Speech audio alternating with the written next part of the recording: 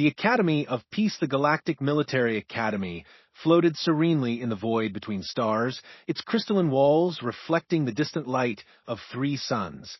Station Harmony had been built as a symbol of peace, where the galaxy's most civilized species could study the theoretical aspects of warfare without ever having to engage in actual combat. For over 2 centuries, it had served this noble purpose, teaching strategy and tactics as academic subjects, much like ancient history or theoretical physics. Professor Zixtar glided through the main corridor, his translucent form shimmering with the soft blue light that indicated contentment among his people, the Ethereals. As head of combat theory, he had spent decades teaching the finer points of battlefield strategy to students who would never see a real battlefield. It was perfect work for a perfect society. The morning's lesson focused on siege warfare, a concept so ancient that most species had forgotten it ever existed. Zixtar students, representing 12 different peaceful civilizations, sat in their specialized learning pods, absorbing information through their species' preferred methods. Some, like the Vorthak, used traditional visual displays.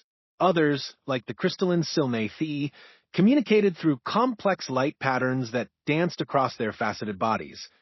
Today, we examine the theoretical concept of prolonged combat engagement.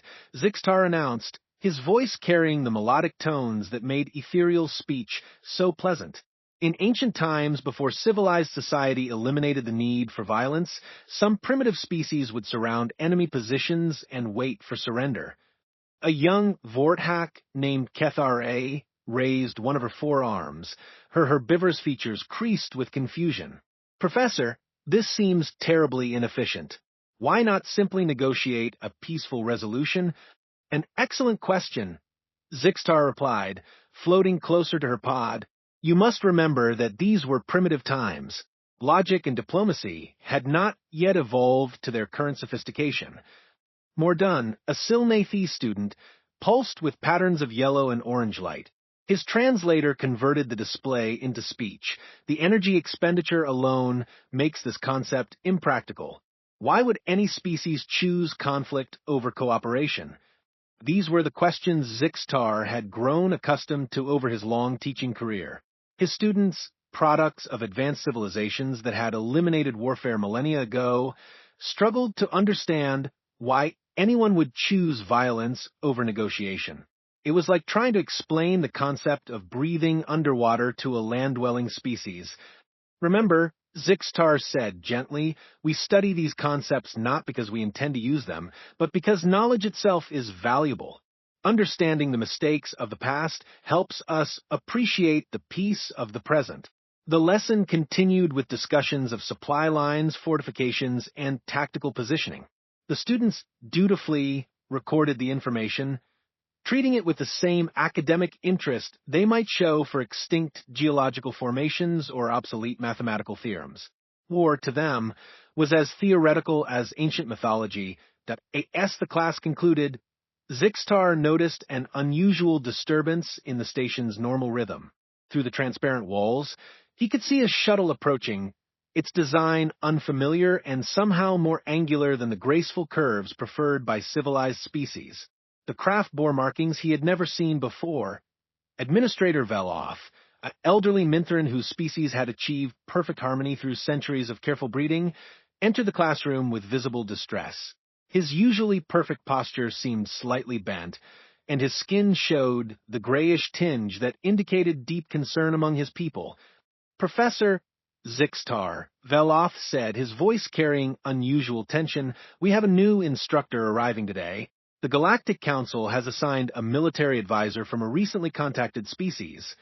Excellent, Zixtar replied, genuinely pleased. Fresh perspectives always enhance our theoretical discussions. Which species? Veloth's skin grew grayer still. Humans. The word sent an uncomfortable ripple through the assembled students. Humans were the newest species to join galactic civilization, and the reports about them had been disturbing. They came from a world where different groups of their own species had fought each other for thousands of years. Most civilized species found this concept so alien that they struggled to believe the reports were accurate. I see, Zixtar said carefully. And what will this human be teaching? Applied combat theory, Veloth replied. The Council believes our curriculum has become too theoretical. They want practical applications included.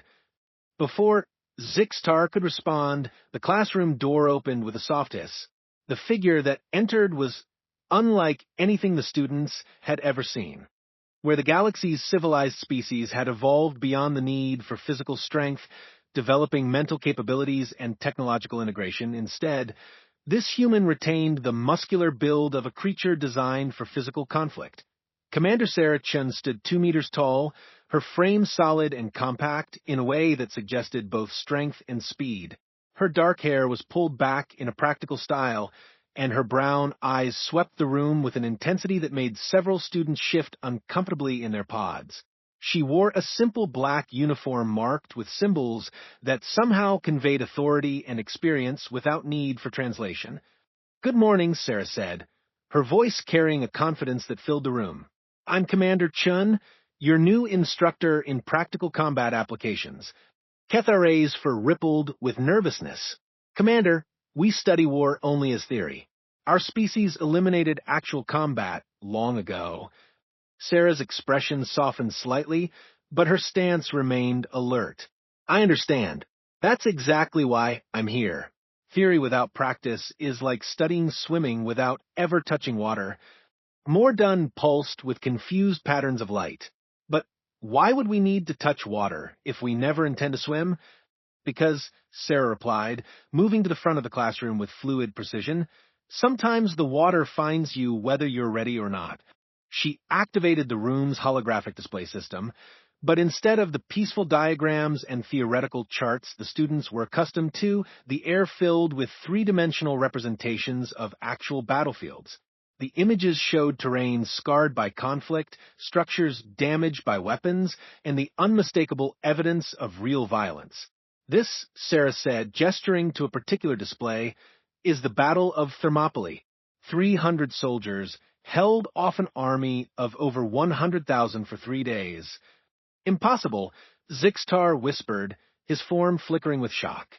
"The numbers make no sense." "The numbers rarely make sense in real combat," Sarah replied. "That's why theory alone isn't enough. These 300 warriors understood something that no classroom can teach, that determination and tactical thinking can overcome seemingly impossible odds." She changed the display to show a different scene. "This is the Siege of Stalingrad. An entire city became a battlefield. Civilians and soldiers fought together, using every building, every street, every basement as a fortress." Kethare's ears flattened against her head. "The civilians participated in violence? But that's against every civilized principle." "When your home is threatened," Sarah said quietly, "civilized principles become luxuries you can't afford." These people chose to fight because the alternative was extinction. The classroom fell silent except for the soft hum of the station's life support systems. For species that had known only peace for centuries, the concept of civilian populations engaging in warfare was almost incomprehensible. "But surely," Mordun pulsed hopefully, "such extremes are no longer necessary. We have diplomacy, trade agreements, cultural exchange programs." Sarah nodded approvingly. "All excellent tools for maintaining peace. But what happens when you encounter a species that doesn't value diplomacy? What if they see your peaceful nature, not as sophistication, but as weakness?" "The Galactic Council would intervene," Veloth said firmly. "We have systems in place to prevent such situations." "Do you?" Sarah asked. "And what if the threat comes from within the Council itself? What if your systems fail?" The questions hung in the air like uncomfortable shadows. For the first time in their academic careers, the students found themselves considering possibilities they had never imagined. War wasn't just ancient history or theoretical exercise. It was a reality that could return without warning. Sarah deactivated the holographic display and looked at each student in turn. "I'm not here to teach you to love violence. I'm here to teach you to survive it. Because somewhere in this galaxy, there are species that view your peace as an invitation and your kindness as weakness." What would you have us do? Zixtar asked, his form now dim with uncertainty. Abandon everything we've built? Return to primitive aggression? No, Sarah replied firmly. I want you to be strong enough to protect what you've built. Peace is a precious thing, but it's only as secure as your ability to defend it. She moved toward the classroom exit, then paused. Tomorrow we begin practical exercises. I suggest you all get a good night's rest. Real combat training is different from theory. As the door closed behind her, the classroom erupted in nervous chatter. Students who had spent their entire lives studying war as an abstract concept suddenly faced the possibility that they might need to understand it in practice. Kethare turned to Mordan, her voice small and uncertain. Do you think she's right? Could peace really be that fragile? The Silnathes patterns shifted to deep blues and purples, colors associated with profound thought among his people. I don't know, he replied, but I suspect we're about to find out. Professor Zixtar remained silent, floating motionless as he processed everything that had just occurred. In the space of one lesson, his entire worldview had been challenged. War wasn't just ancient history. It was a present possibility that his perfect society might not be prepared to face. Outside the classroom windows, the three suns continued their eternal dance, casting shifting patterns of light across the station's peaceful corridors. But for the first time in his long career, Zixtar found himself wondering if that peace was as permanent as he had always believed. The Academy of Peace was about to learn what it meant to prepare for war.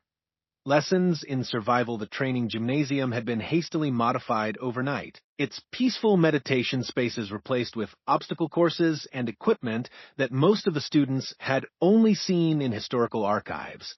Sarah Chun stood at the center of the room, surrounded by 30 of the galaxy's most privileged young beings, all looking thoroughly uncomfortable in the basic protective gear they had been issued.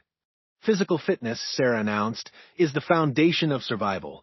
Your bodies are your most reliable tools, and most of you have neglected them in favor of technology and mental development. Kethare shifted nervously, her forearms tangling as she tried to adjust her protective padding. Among the Vort hack, physical labor had been eliminated centuries ago. Her people prided themselves on their intellectual achievements and diplomatic skills.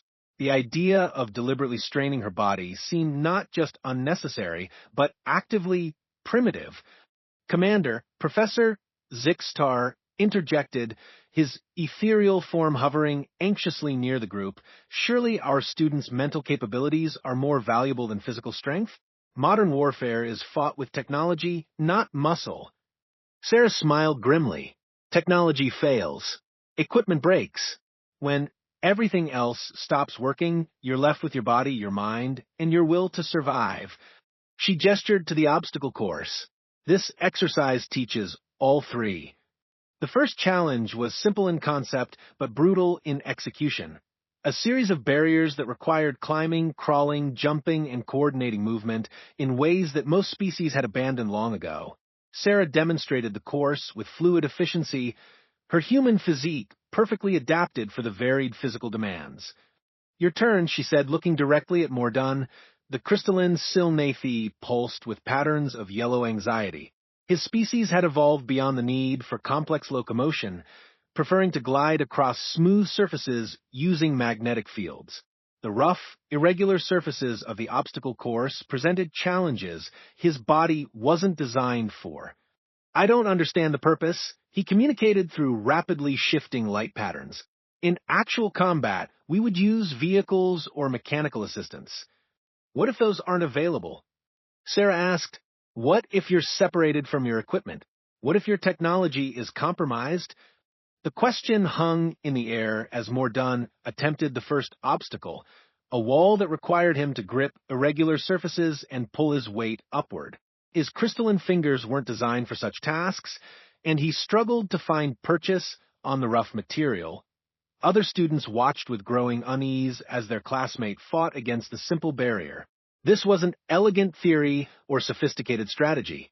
This was raw, physical struggle against immediate challenges. Help him, Sarah commanded. The students looked confused. Commander, Kethare asked, help him. Real combat isn't individual achievement. It's teamwork under pressure. Slowly, uncertainly, the other students began to assist.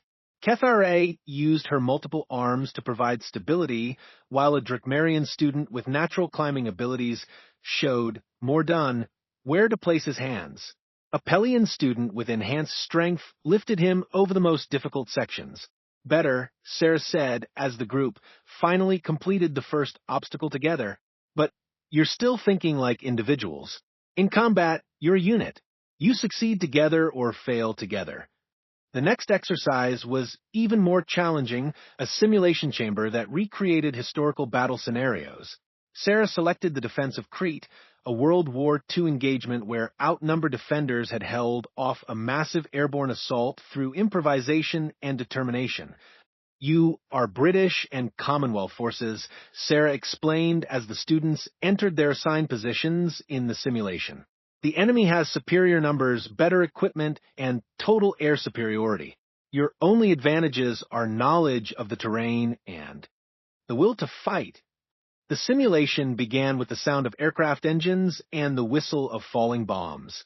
The students, accustomed to peaceful academic environments, found themselves crouched in virtual trenches as explosions erupted around them. I can't think, Kethare whimpered, her ears pressed flat against her head. The noise is too much. Combat isn't quiet, Sarah replied, her voice calm despite the chaos. Fear is normal. Panic is not. Use your training. But they had no training, not for this. Everything they had studied was theoretical, bloodless, sanitized. The simulation threw them into sensory overload. The crash of explosions, the rattle of gunfire, the shouted orders and screams of wounded soldiers at a Mirasian student whose species communicated through subtle pheromone releases, found himself completely overwhelmed by the artificial sense the simulation was producing. Another student, a Gelanite whose people had evolved in peaceful underground cities, panicked at the open sky and constant movement. Stop simulation, Zixtar called out, his form flickering with distress. This is too intense. Our students aren't designed for such experiences. No, Sarah said firmly. They need to understand what they're preparing for. She moved among the students, her presence somehow calming despite the chaos around them. Breathe, she told Kethare. Focus on what you can control.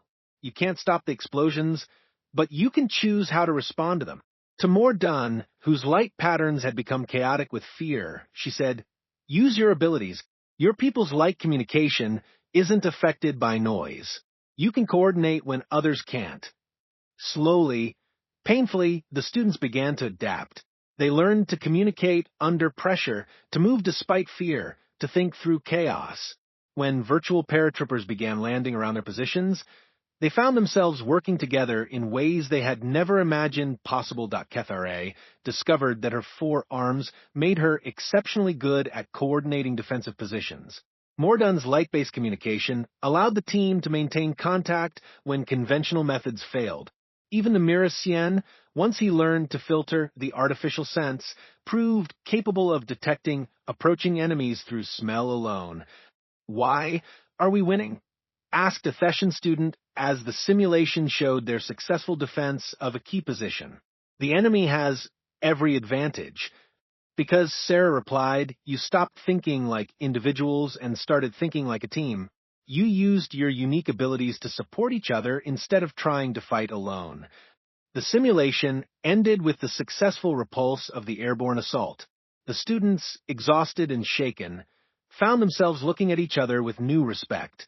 They had survived something that had seemed impossible. This feels wrong, Zixtar admitted quietly to Sarah after the students had been dismissed. We're teaching them to embrace violence. No, Sarah corrected.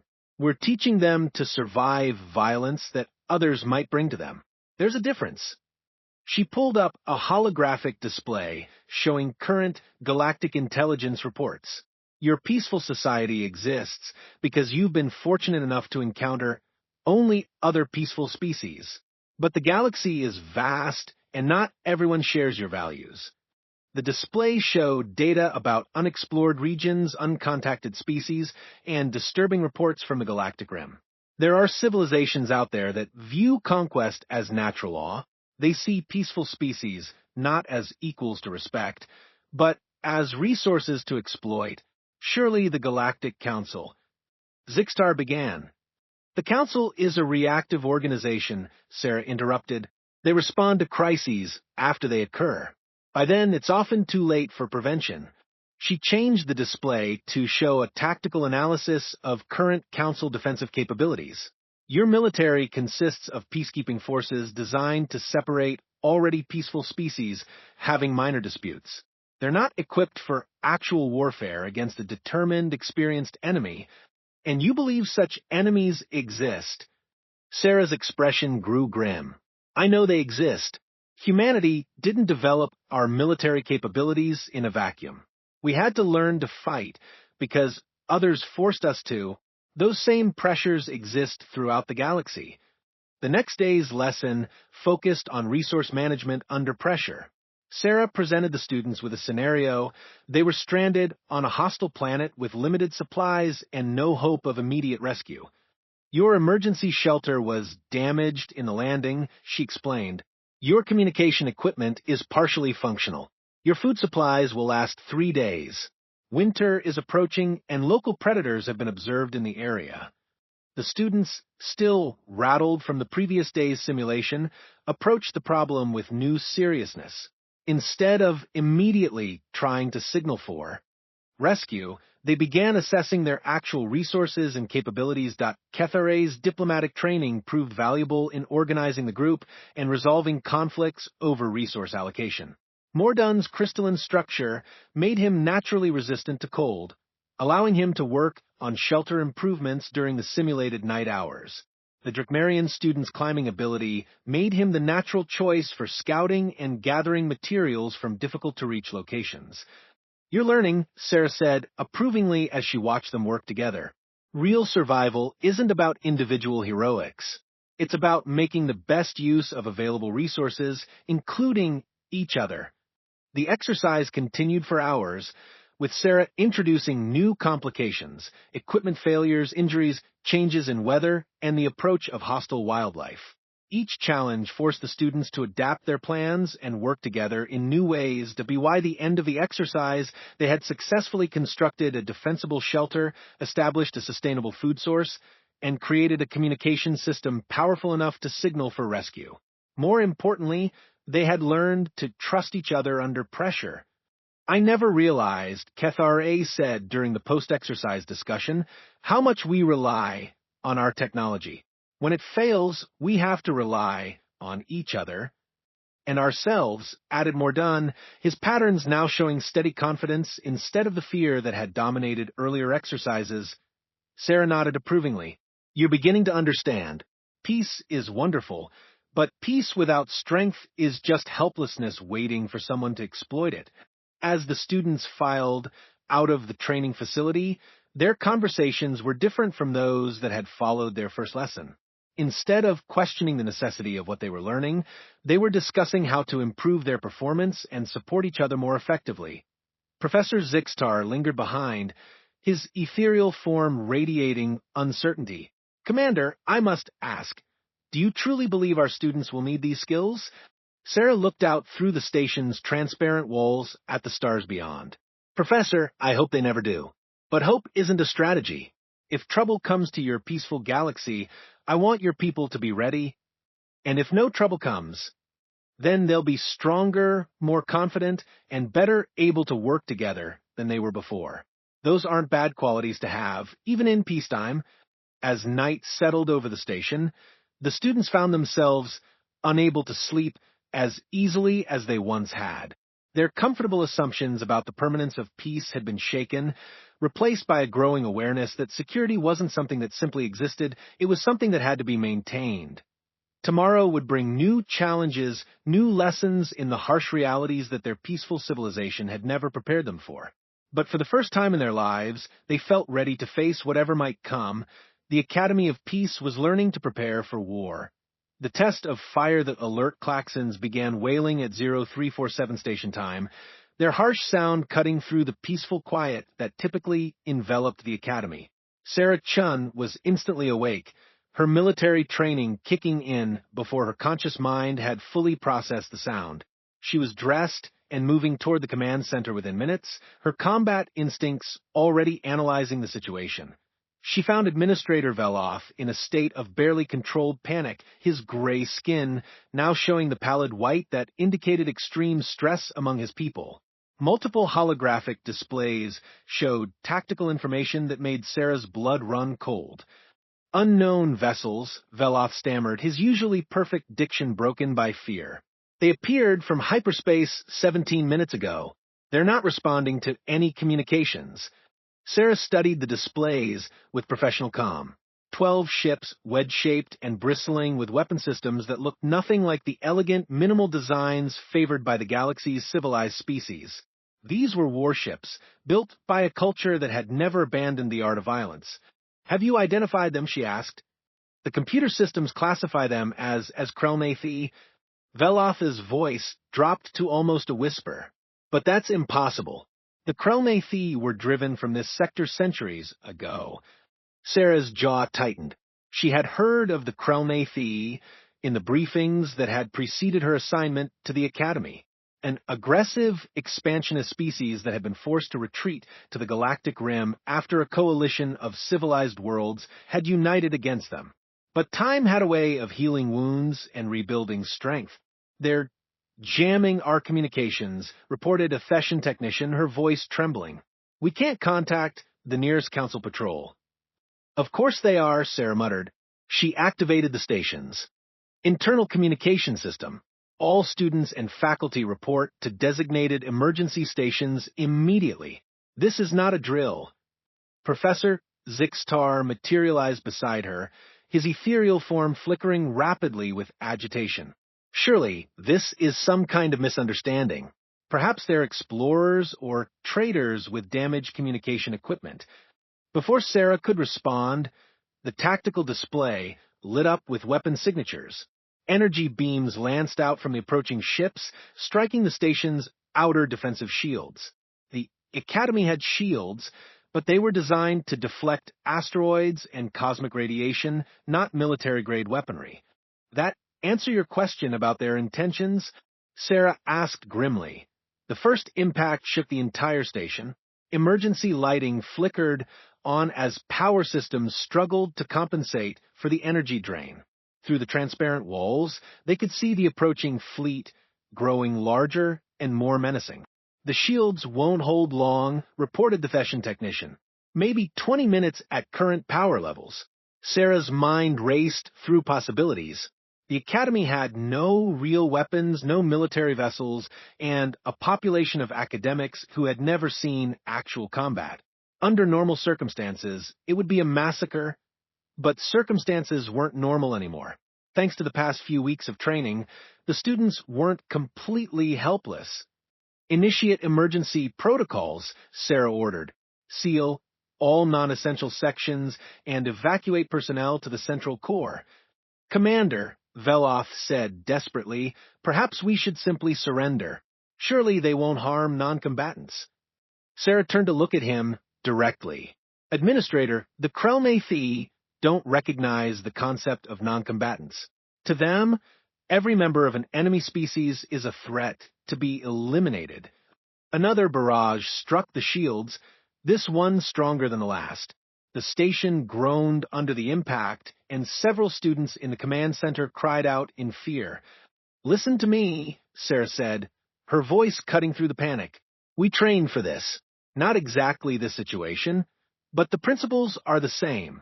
We have advantages they don't expect. Kethare appeared at her side, the young Vorthax for standing on end with terror, but her voice steady. What do you need us to do? Sarah felt a surge of pride. The frightened student who had struggled with the concept of physical conflict had been replaced by someone ready to face actual danger. The station's maintenance systems, Sarah said quickly. Can we control internal atmosphere, gravity, and life support on a section-by-section basis? Mordun pulsed with rapid light patterns as he interfaced with the station's computer systems. Yes, but why would we want to? Because, Sarah replied, they're going to board us. When they do, we're going to make them wish they hadn't. The shields failed 18 minutes later, just as the technician had predicted. The Krelmathy ships moved in immediately, deploying boarding pods that attached to the station's hull like metallic parasites. Through the security cameras, they could see armored figures cutting through the outer hull with industrial-grade plasma torches. 36 boarders in the first wave, Sarah reported, studying the tactical display. They're splitting into 3 groups, probably trying to secure key areas simultaneously. She activated the station's internal communication system. All students, this is Commander Chen. Execute Defensive Plan Gamma. Remember your training. To the untrained observer, what followed would have seemed like chaos. Students and faculty scattered throughout the station's corridors, but their movement wasn't panicked flight. It was controlled, coordinated withdrawal to prepared positions.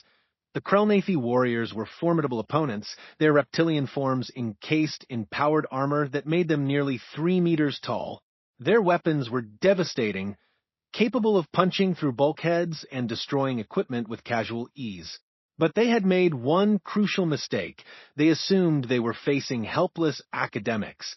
The first group of boarders encountered a corridor where the gravity had been reversed. As they struggled to adapt, Drakmarian students, who were naturally adapted to 3-dimensional movement, attacked from above and below, using the environment as a weapon.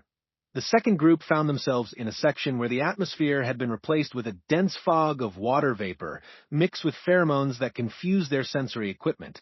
Mirasian students, who navigated by scent rather than sight, moved through the fog like ghosts, disrupting the invaders' formation and creating chaos in their ranks. The third group encountered what appeared to be a straightforward ambush, with students positioned behind makeshift barriers in a corridor junction. But as they advanced to eliminate the defenders, they discovered that the barriers were positioned over maintenance hatches. Pelian students, whose natural strength had been enhanced by Sarah's training, burst up from below, while Theshan students, whose species had natural telepathic abilities, coordinated the attack with perfect timing. "This is impossible," growled the Krelmathy commander over the communication channel his forces were using. "These are students, not warriors." "These students have been learning from humans," Sarah replied, having tapped into their communications. "And humans wrote the book on asymmetric warfare." The battle continued for hours, moving through the station's corridors and chambers. The alien students, working together with a coordination their individual species had never achieved alone, proved far more effective than anyone had expected. Kethra used her diplomatic training to coordinate multiple groups simultaneously, her natural ability to communicate with different species allowing her to serve as a central command node. Mordun's light-based communication system proved immune to the jamming equipment the Krelmathy were using, allowing the defenders to maintain contact even when separated. But the most surprising development was how the students supported each other. Species that had historically had little contact found themselves working together seamlessly, their different abilities combining to create capabilities that none possessed individually. The turning point came when a group of Krelmathy warriors cornered a mixed group of students in the Academy's main library. The attackers expected easy targets, academic types who would surrender rather than fight. Instead, they found themselves facing a coordinated defense that used every aspect of the environment. Books became projectiles, study tables became barriers, and the library's automated systems became weapons when students with technical training turned them against the invaders. "We're not warriors," Kethra shouted as she helped coordinate the defense, "but this is our home, and we won't let you destroy it." The battle cry was taken up by other students, species that had never raised their voices in anger before finding themselves fighting with desperate courage for something they had never realized they valued so highly. When the second wave of Krelmathy boarders arrived, they found a situation completely different from what their commander had expected. Instead of terrorized academics huddling in corners, they encountered organized resistance that adapted to every tactic they tried. The breakthrough came when Sarah led a group of the most experienced students in a counterattack aimed at the boarding pods themselves. If they could damage the invaders' means of retreat, they could force a negotiation. The assault team moved through maintenance corridors that the Krelnathi hadn't bothered to secure, their training in unconventional movement, allowing them to reach positions that conventional tactics wouldn't have permitted. "Remember," Sarah whispered as they prepared for the final push, "we're not trying to kill them all. We're trying to convince them that attacking us costs more than it's worth." The attack on the boarding pods was swift and decisive. Students who had learned to work together under pressure disabled the Krelnathi's escape routes, while Sarah's team secured the connection points. For the first time in the engagement, the attackers found themselves trapped instead of trapping others. Krelnathi Commander, Sarah broadcast on all frequencies, "Your boarding teams are cut off. Your ships can't reach them without destroying them in the process. I suggest we discuss terms." The response came after a long pause. What terms could students possibly offer warriors? "The same terms humans offered when we were outnumbered," Sarah replied. "Fight to the death, or find a way to coexist." The negotiation that followed was tense, conducted while fighting continued in isolated sections of the station. But gradually, as it became clear that the Academy's defenders weren't going to collapse, the Krelnathi commander agreed to a cessation of hostilities. The final agreement was simple: the Krelnathi would withdraw their forces in exchange for safe passage out of the system. It wasn't a complete victory, but it was survival, and survival was often the best victory possible. As the alien ships departed, students and faculty gathered in the main assembly hall to assess what had happened. The Academy was damaged, but intact. More importantly, the people were changed in ways that might take years to fully understand. "We fought," Kethra said wonderingly, staring at her four hands as if seeing them for the first time. "My people have been pacifists for 1,000 years, and I fought. We all fought." Mordun added, his light patterns showing a complex mix of pride and uncertainty. "And we won." Professor Zixtar floated near Sarah, his ethereal form now stable and bright with what she recognized as newfound confidence. "Commander, I owe you an apology. I thought you were trying to corrupt our peaceful nature." "Instead," Sarah replied, "I was trying to give you the strength to preserve it." She looked around the assembled group, seeing faces that reflected a fundamental change in understanding.